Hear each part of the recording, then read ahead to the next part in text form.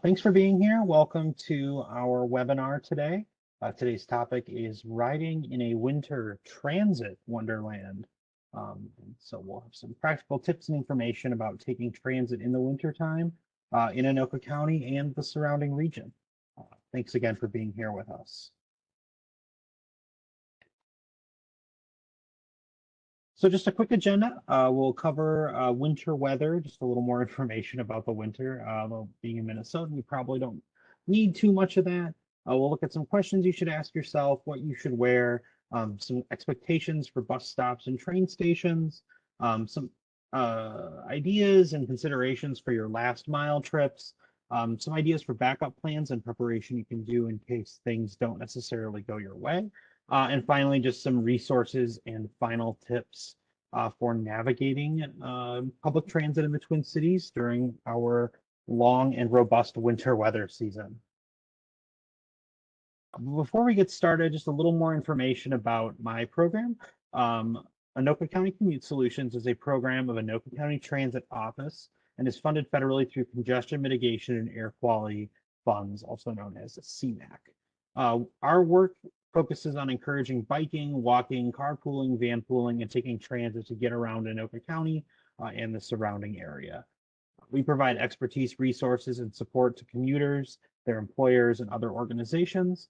We offer complimentary transit resources and consulting services to organizations and individuals in the county, all to meet our general goals of decreasing traffic congestion, improving air quality, and creating a better quality of life in Anoka County and the surrounding region. A little more information about me. My name is Noah Hansen. My contact information is on the screen now. I am the primary coordinator for the Anoka County Commute Solutions program. I work with businesses, nonprofits, schools, governments, and other organizations. I have expertise in transit, biking, walking, and carpooling in Anoka County and the Twin Cities region. I organize and run events and campaigns like Bike to Work Week and Car Free MSP. And reach out if you would like to set up a free consultation to see how our program can support you with the various free services we have for commuters.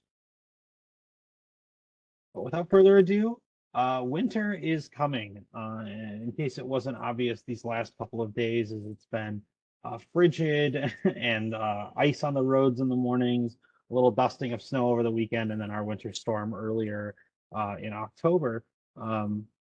It's coming, and in some ways it's already here.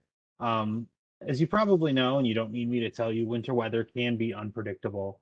Wind, blowing snow, and ice may not be included or accounted for in a weather forecast.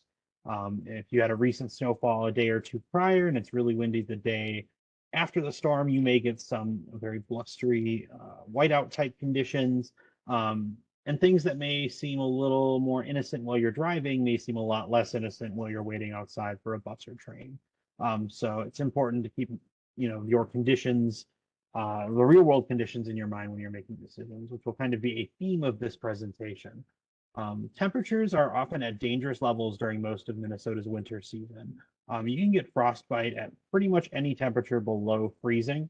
It depends a little on the wind chill and how long you're outside, but generally, you want to minimize your time outside, especially when it's windy and cold, because frostbite is something that can happen. But there are ways you can prepare and work to prevent any kind of danger, putting yourself in danger when being outside in the wintertime. And these obviously go for all kinds of modes of transportation or just simply existing outside in the winter.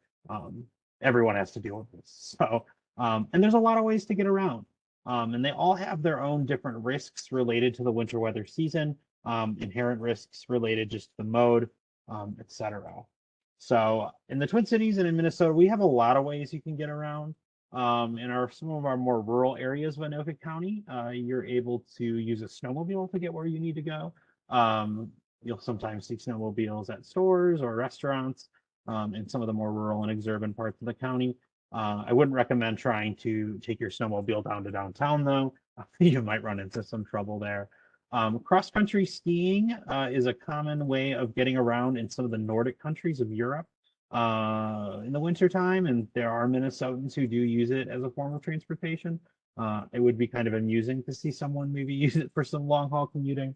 And kind of in the lower left, we've got a snowshoer, which is another way you can get around in the winter, actually at Bunker Hills Park in Andover here in Anoka County. So these are mostly for leisure activities, but nonetheless, people have and will continue to use these as modes of transportation when they need to.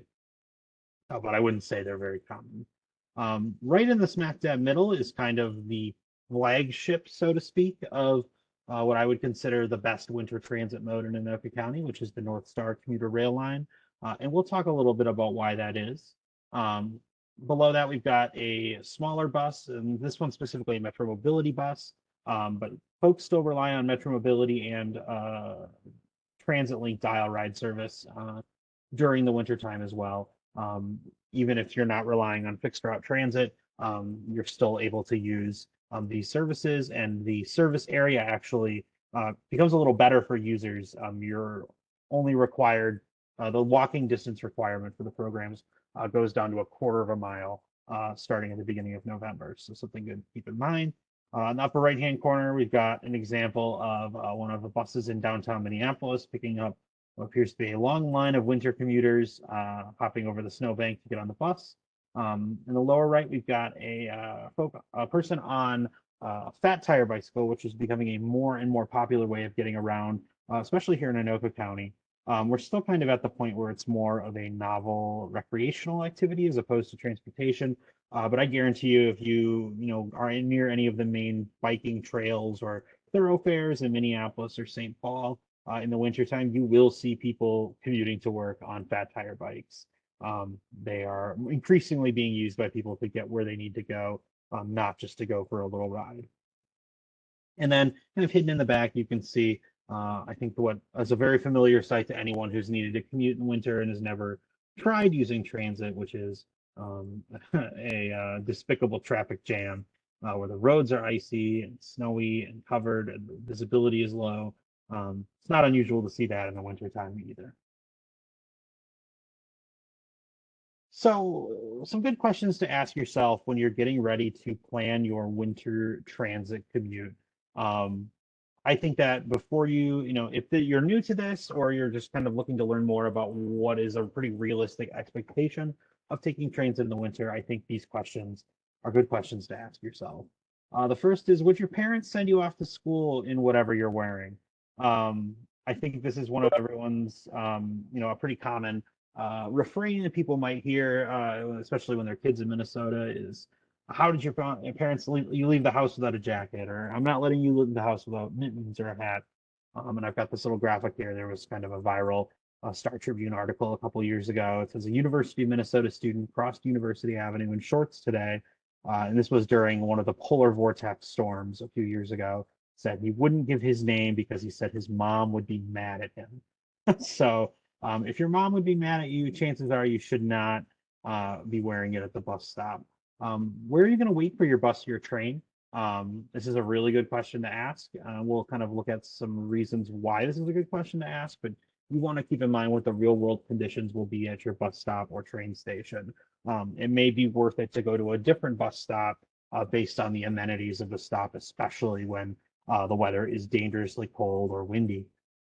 Are you prepared, or how do you finish your commute?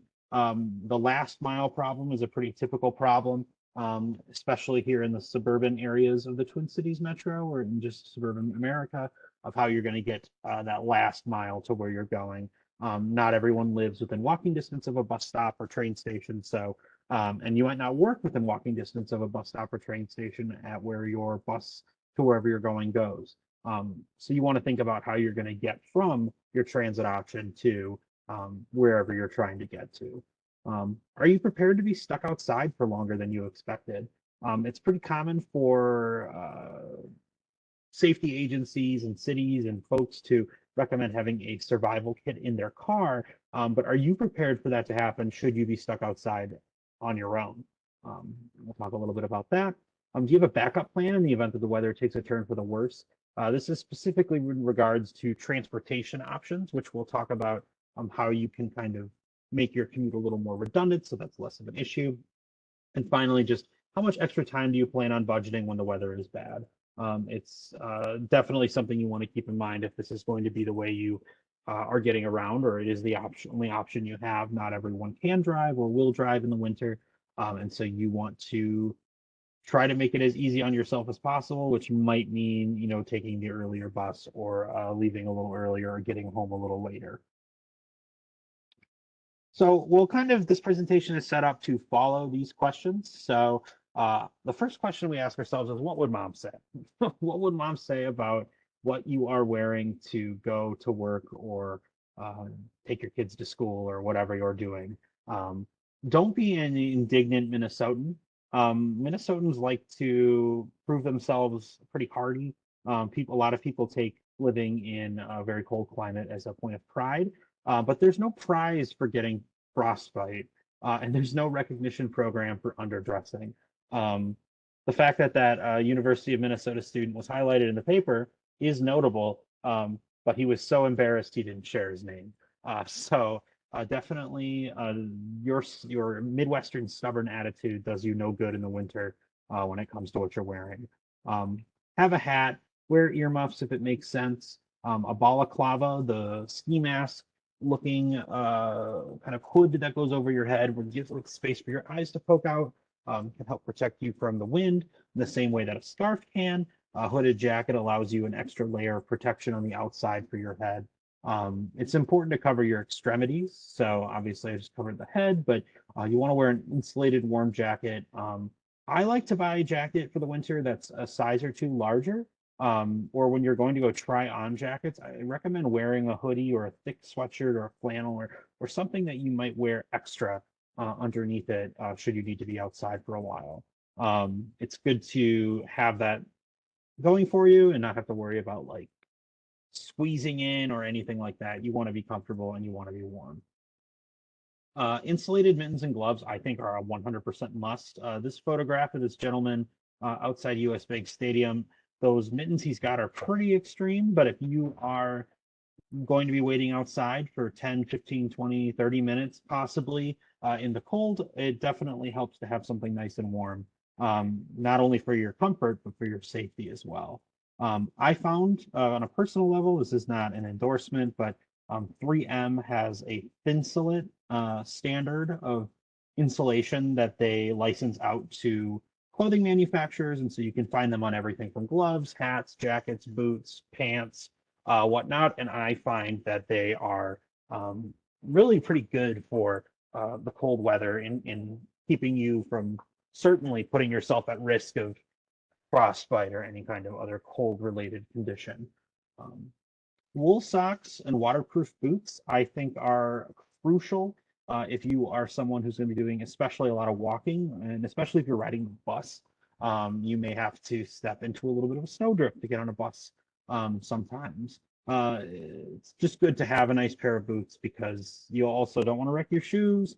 And so it's definitely a good investment. And especially if you're taking transit, I mean, one thing to consider is that if you're not driving primarily, you're saving money, quite a bit of money by taking public transit, especially if you've got it offset by your employer or your college or university. Um, so consider investing in a nice pair of waterproof boots and a few pairs of wool socks and whatnot, to keep your feet nice and warm. And definitely consider getting one that's non-slip. While we do are a harsh, icy climate, and we have it every single year, and we're very proud of it. We don't really do a whole lot to mitigate some of the effects of that. So sidewalks can be very icy. Crosswalks can be extremely icy. Roadways, especially in very frigid weather, black ice is very common in the city. So definitely something to consider.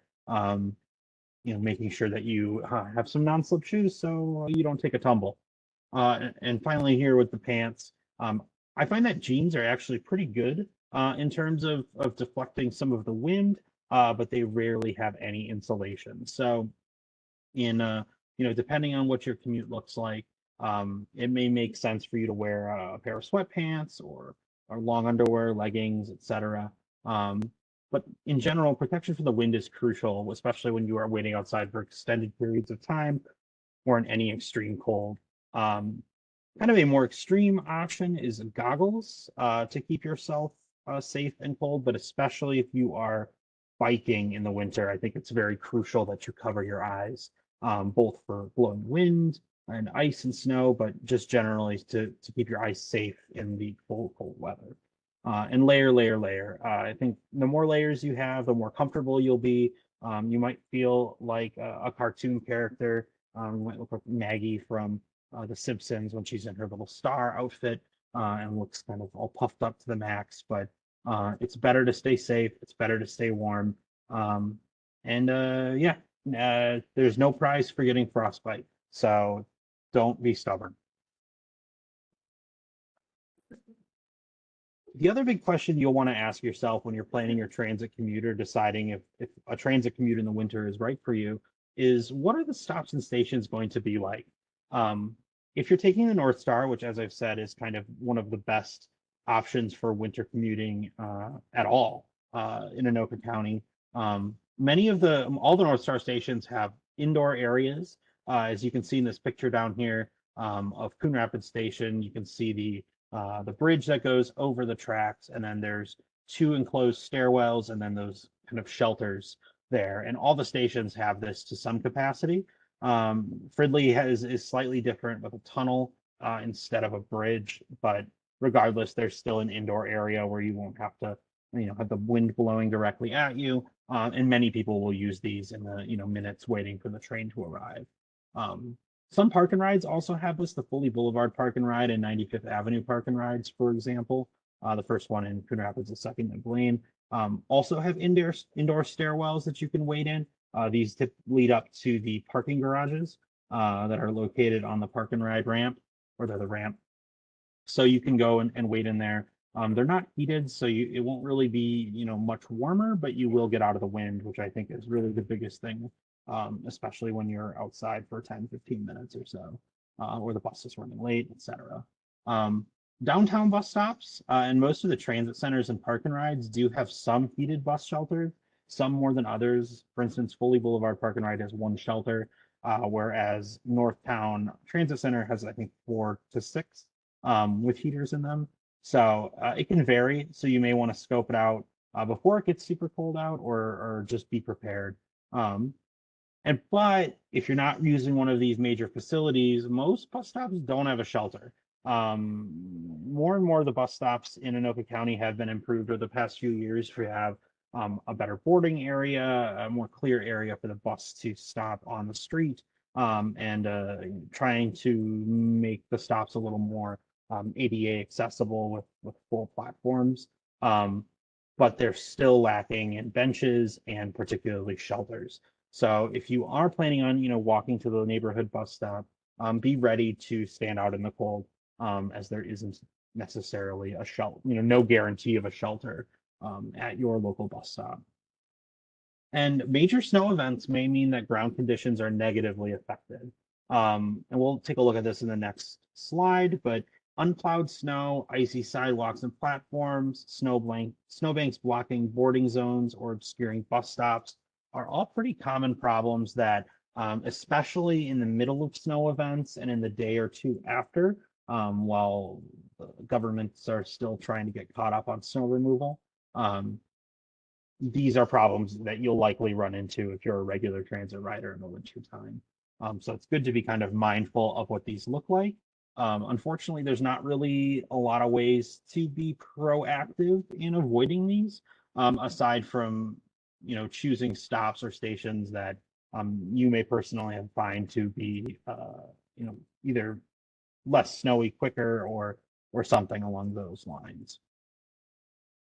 And here's some examples of just kind of what you might expect at a bus stop and or transit center. And these are by no means meant to be try to scare you off from it, but just more of a realistic depiction of what our platforms look like, or what our boarding areas look like. So the top left, this is in Minneapolis, but you can see in the midst of a major snow event, piled up snow from a previous snow event is clearly kind of underneath that top layer.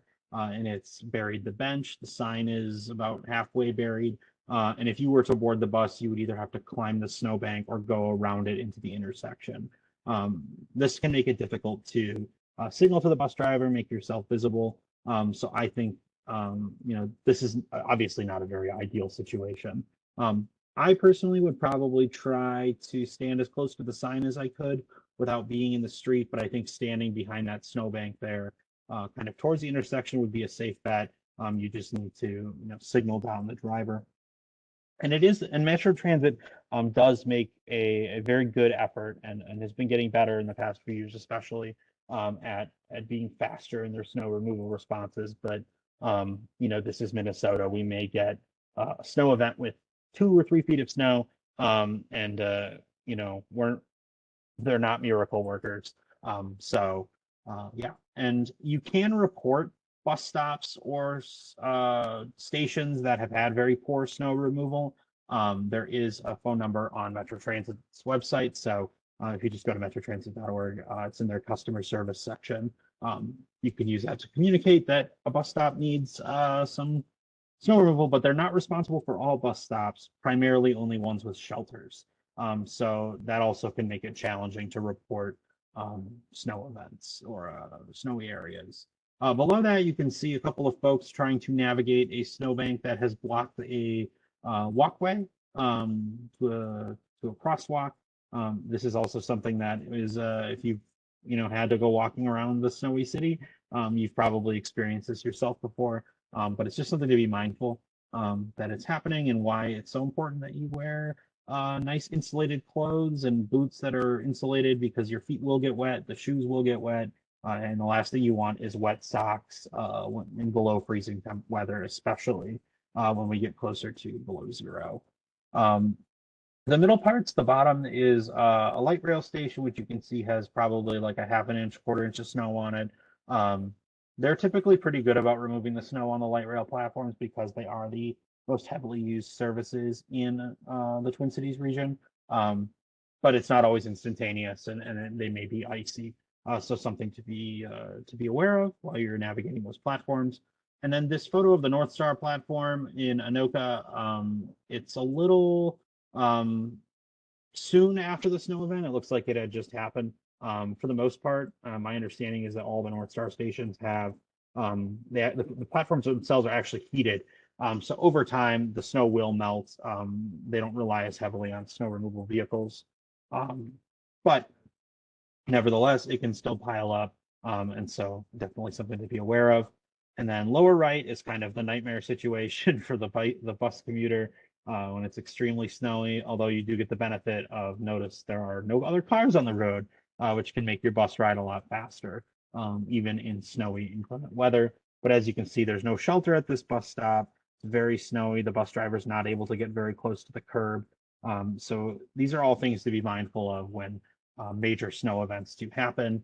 And above that is kind of an example of what I meant by everyday regular bus stops, or these are your request stops, your stops along, say, like East River Road or whatnot. This is kind of an older picture. The bus stops don't look like that anymore.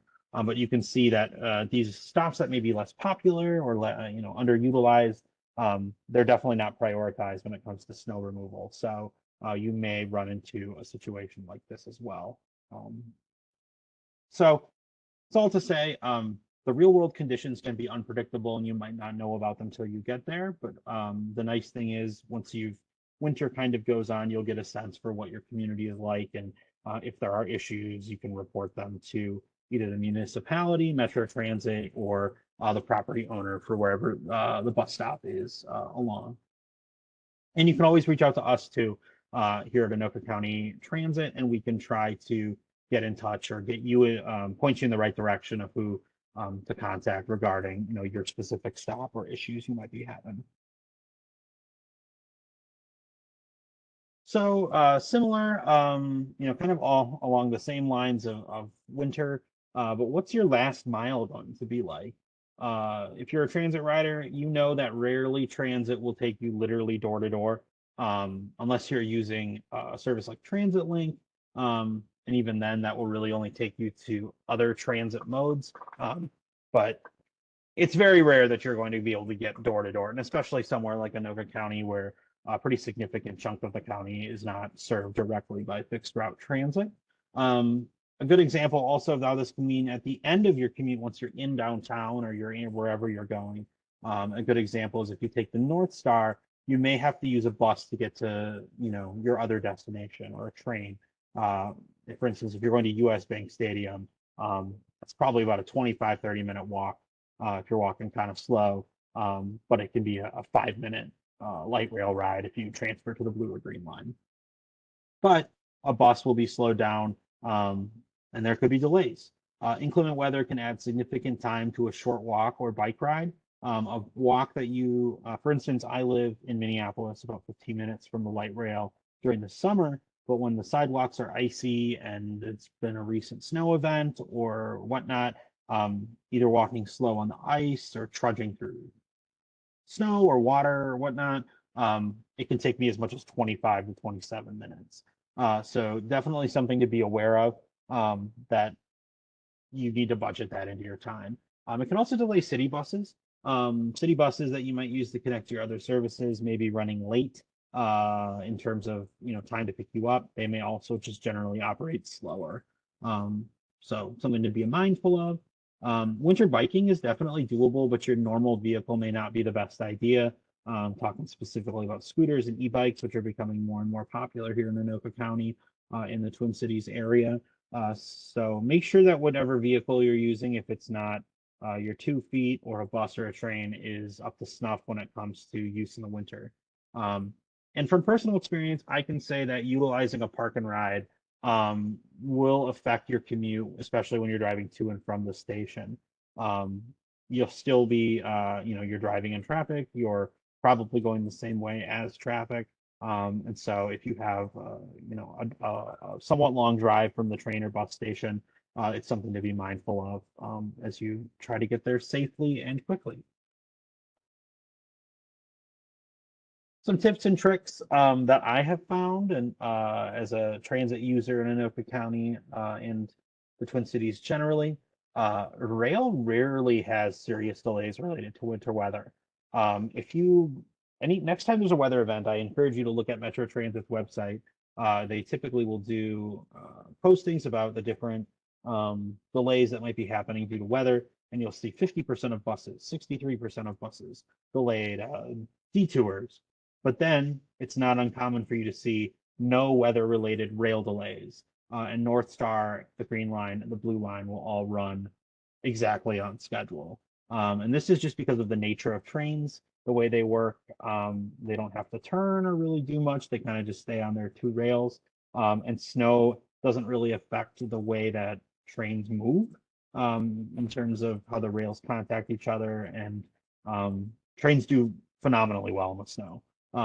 So that's something to definitely keep in mind as you're trying to get around, if you're looking for a more reliable last mile commute, or you want a commute that isn't going to be, affected by the snow. As I said, plan on using the green and blue lines if your commute requires a transfer, especially if you're going to the U or another part of downtown. I find that this will guarantee you're not going to have any delays, at least on these legs of your trip.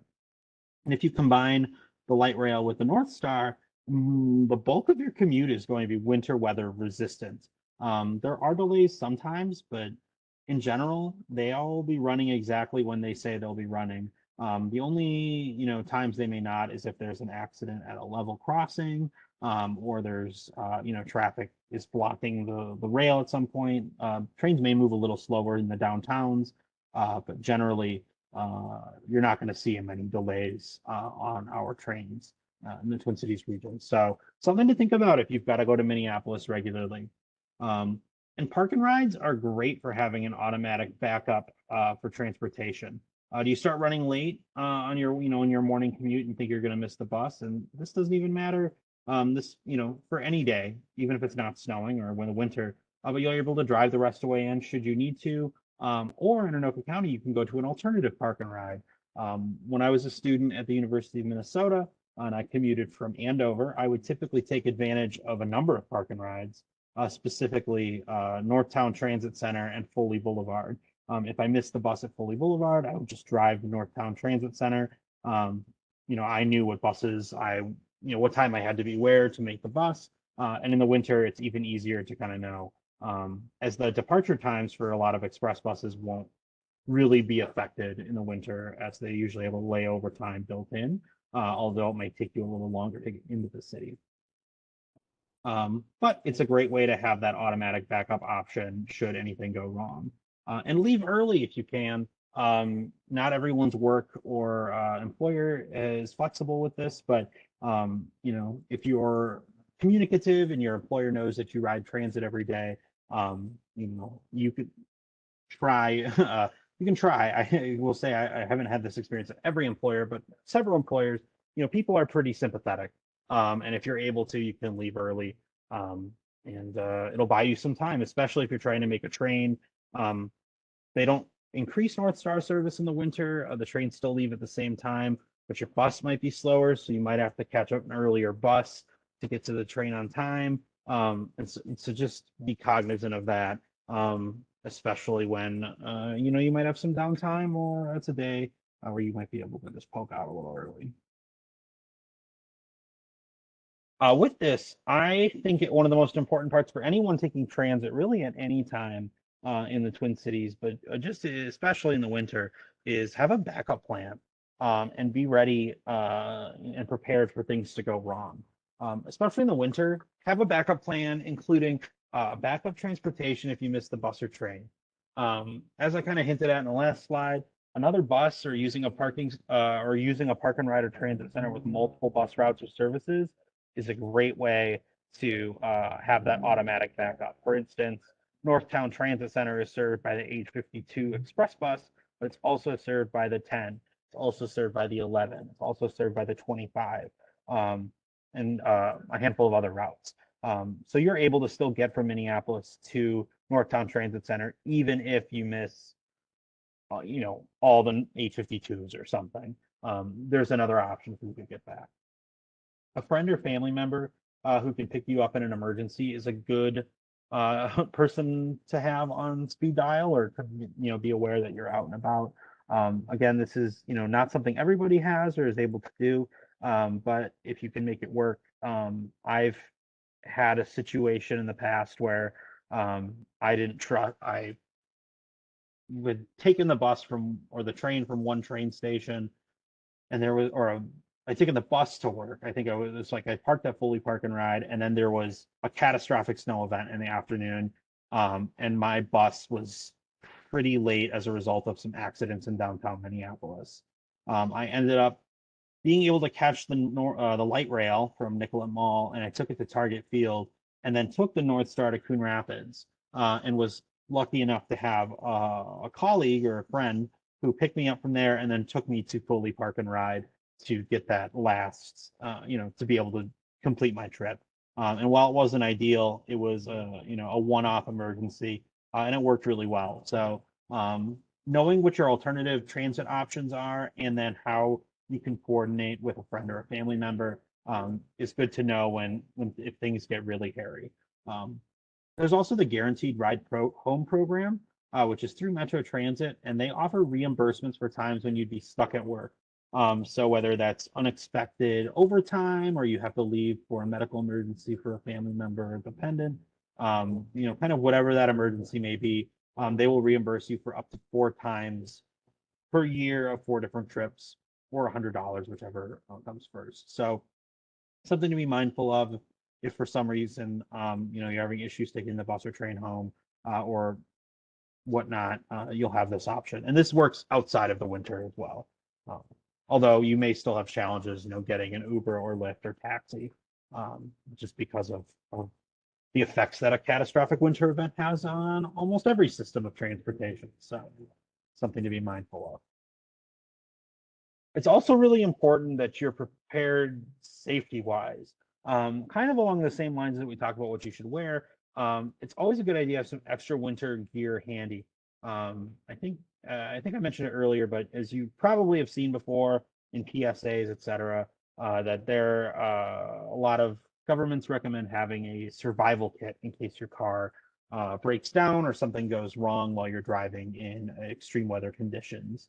So, but you don't have a car. If you're taking the bus everywhere, And so I think that, most people carry around a bag of some kind. And here are some, things that I recommend having in your bag to keep with you. So an extra pair of glove or mittens and a hat is always good to have. Maybe the weather wasn't as cold as you thought it was going to be, or you hadn't anticipated needing to wait outside at all. It's good to have an extra. You can also use, if you primarily wear mittens and you have gloves, you can layer them together, etc.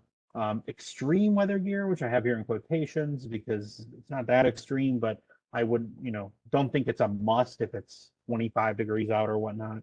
But it's good to have a balaclava. You just throw it in your bag. Maybe a pair of goggles if you occasionally find yourself doing a long walk or a bike ride.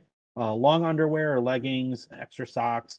These are all relatively small things that you can put in your backpack or your bag, um, especially on days when the forecast calls for inclement weather. Hand warmers or other handheld, either they're chemically reactive or electronic warmers can be good to have in a pinch, although they're not always, it's not going to save your life probably. It's mostly for comfort, although especially if your gloves aren't up to snuff, these can be a better alternative to simply just being cold. Having a portable battery pack is great to have to keep your phone charged. Your phone will allow you to see when the next bus is going to come. You can use different services to plan the remainder of your trip. You can use it to contact family members. I don't think I have to explain the value of a charged cell phone, but it's definitely a survival tool in case anything might go wrong on your commute. Like I said, if your bus doesn't come, you don't have an indoor or covered place to wait. A phone can get you out of there in a pinch should you need to.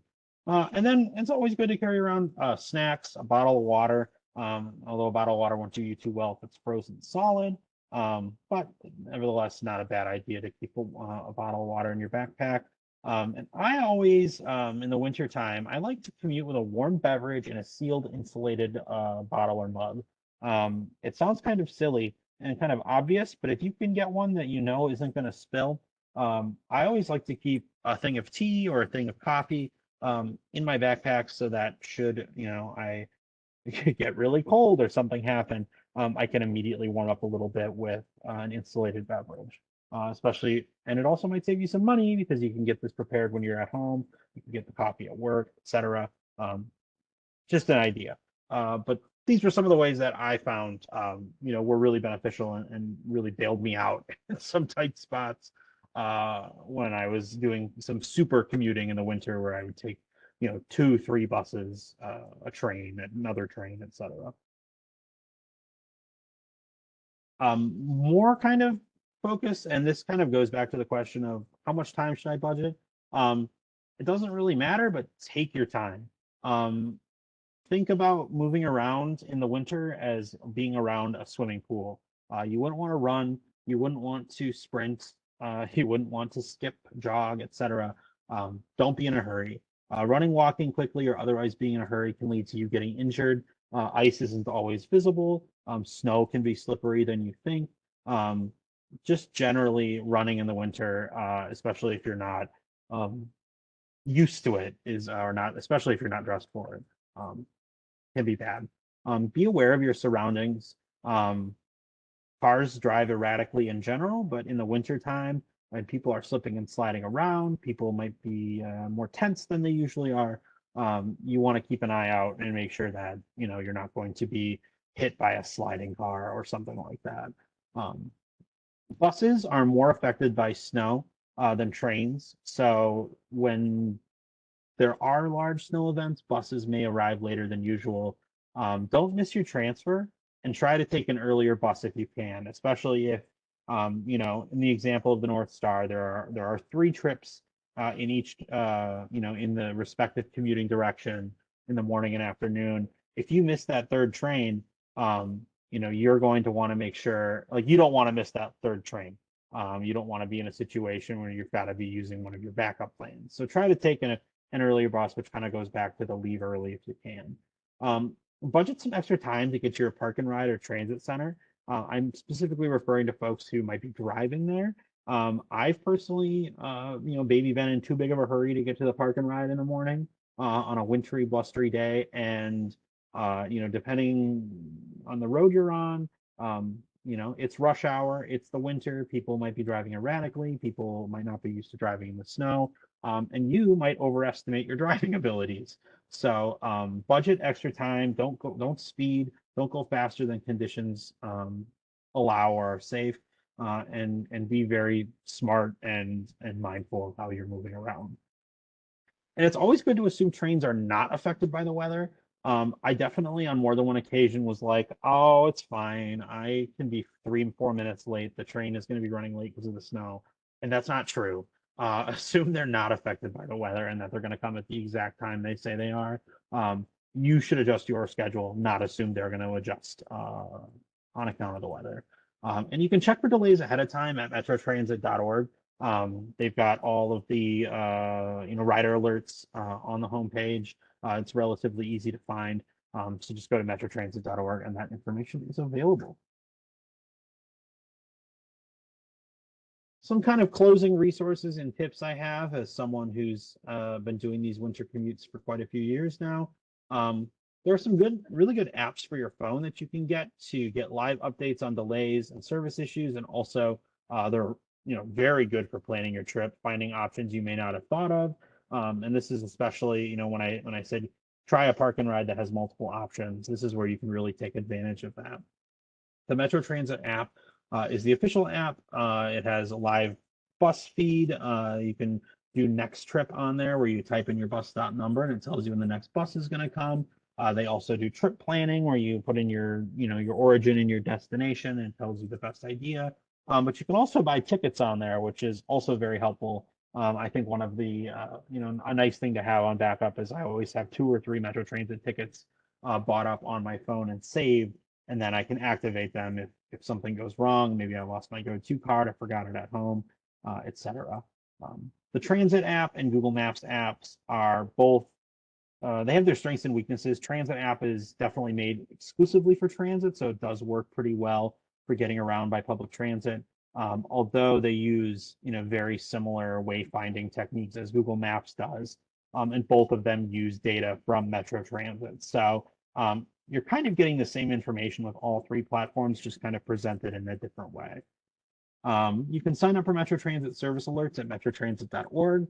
I get text messages every time there's a delay. It can be excessive, but on days when things are not going well weather-wise, you definitely want to know what's going to happen before you get to that bus stop.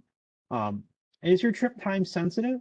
Are you trying to get to work at a certain time? Do you have to get home to take your kid to volleyball at a certain time? It's a good idea to give a heads up if it's going to take longer than expected. I think people are generally relatively understanding when it comes to folks who take public transit to get around. And in the winter, especially because pretty much everyone has no control over how long it takes to get wherever they're going. But if you think it's taking longer, always give a heads up early. You want to buy goodwill with whoever you're doing. And I think this is just good advice for anyone taking transit or really getting anywhere at all. But especially in the winter, if you're late to class or you're late to work, definitely give a heads up because it's out of your control. You just want to make sure everyone knows. And finally, on snowy days, your commute may be as fast or much faster than driving. I say this for the train. A train ride from downtown Anoka to downtown Minneapolis is about 31 minutes. And I would wager that on a day where there's a major snow event, it's definitely going to take you longer than 31 minutes to get from downtown Anoka to downtown Minneapolis. So something to keep in mind. And it's always safer, right? Taking the train and riding the bus is several magnitudes safer in terms of your everyday risk to yourself. It's much more likely that you'll get in a crash in a car and be injured in a crash than you would be on a bus. And our trains rarely go through incidents, and when they do, it's very rare that people on board the train are injured or really put in any danger. So it's something to keep in mind. Driving is not the safest way to get around, especially not in the winter. So it's good to know that. Finally, some last good tips. A gym bag with a change of clothes and shoes for wearing indoors while at your destination is always good to have. Not every venue or location appreciates you with your sopping, dripping boots walking around. I always like to be able to change and slip on some sneakers so you keep them at your desk at work or in your locker at school or in your locker at work.